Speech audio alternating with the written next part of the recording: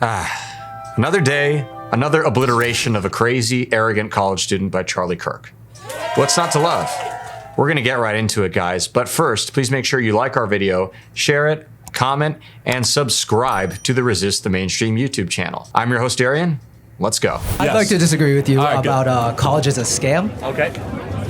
Just because there's 50% of people who you say don't need college to get a job, why would it be a scam?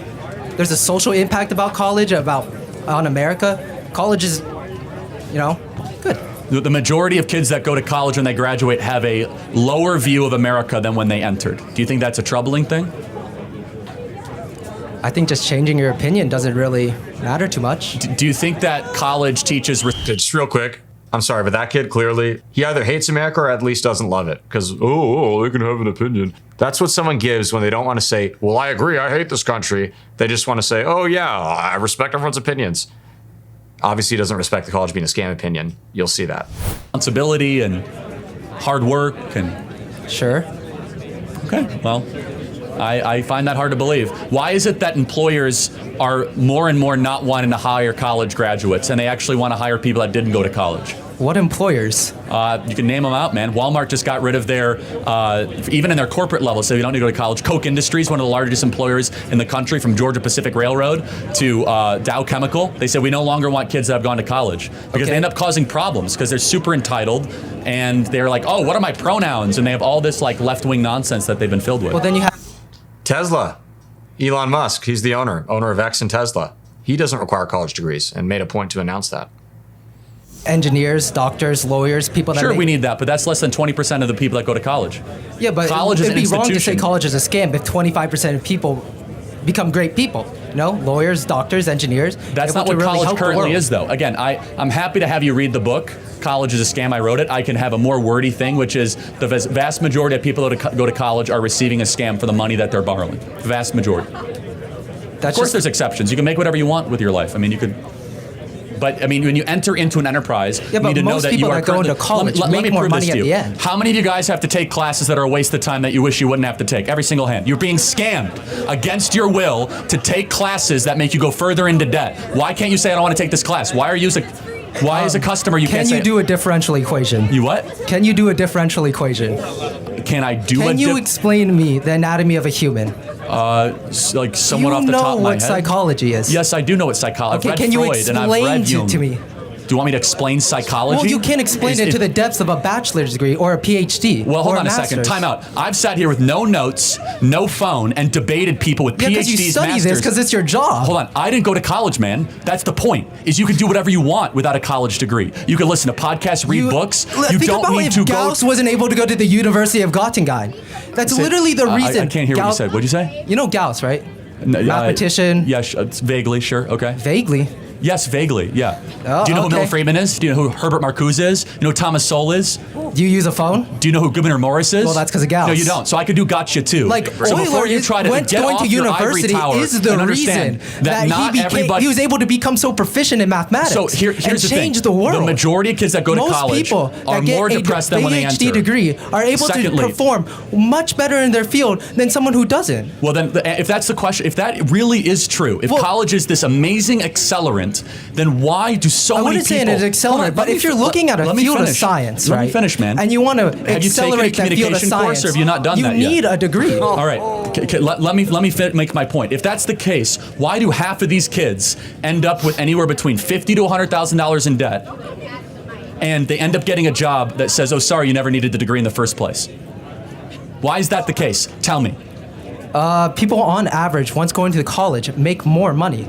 Hold on, that's not true. They end up getting a job. That's only if they graduate and it depends on the field of study. Do you know the average college graduate now is getting a job at $61,000 a year. The average plumber after 18 months, $68,000 a year. Well, the average welder, $72,000 a year. With peers, the plumber didn't go to college. The plumber went to trade or technical school. There's 11 million job openings that do not require a college degree in this country. Well, quick point on the plumber, not to mention that average plumber who's making apparently more money than the average college graduate after only 18 months. He didn't go for 4 years. So think about that opportunity cost. That's 3.5 more years of money he could be earning rather than accruing debt.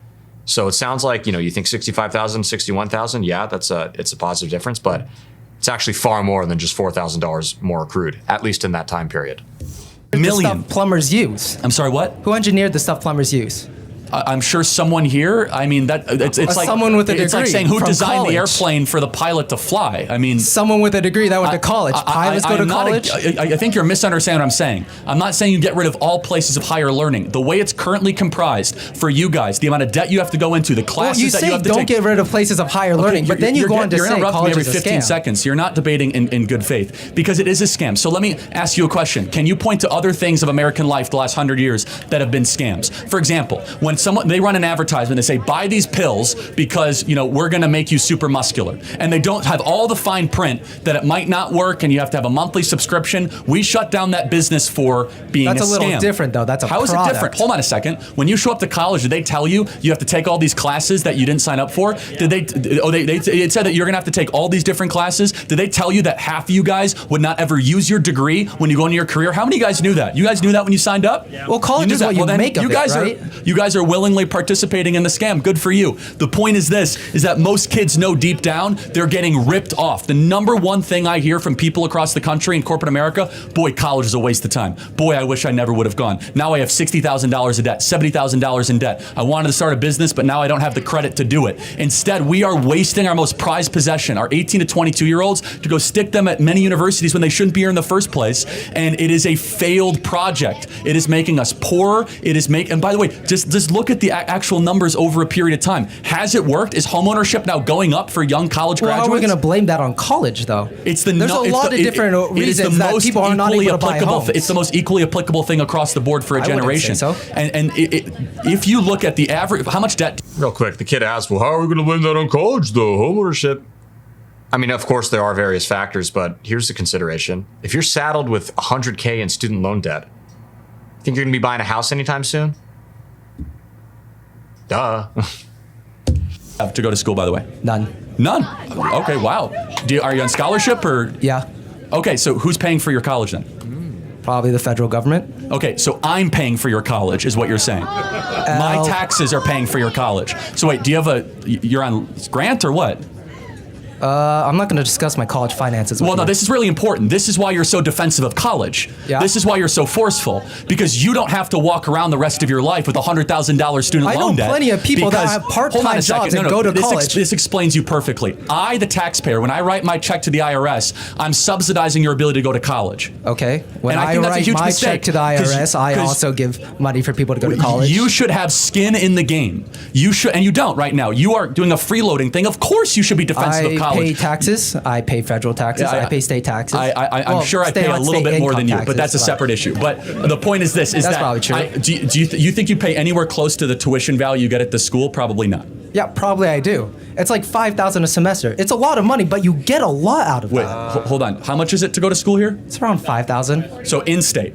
In-state, yeah. Okay, did that include room and board and tuition? No.